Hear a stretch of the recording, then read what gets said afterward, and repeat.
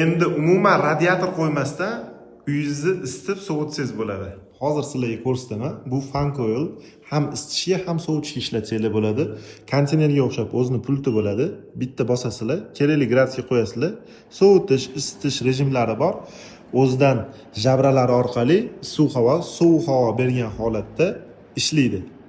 Misol uchun sizlarni har bir xonangizga shunaqa radiatorlarni o'rniga fan coilni qo'yib turib, isitishga ham, sovutishga ham ishlatsanglar bo'ladi. Uni faqat romma tagiga emas, xonani har xil joyiga qo'ysanglar ham bo'ladi.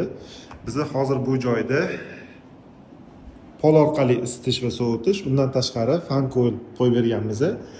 Pol orqali isitish, sovutishimizni bu termostatlarimiz orqali bemalol boshqarishadi. Buni telefonga ulanadi. Telefondan siz upravleniya qilsangiz ham bo'ladi. Distansionni yoki ruchnoy upravleniya qilsangiz bo'ladi. Sizni ham joyingizni eng ilg'or texnologiyalarda isitishga va sovutishga sistemalari bilan tashkillashtirib beramiz. Aloqaga chiqing va bizga obuna bo'ling. Shu videoni tanishlarga jo'natib qo'ying.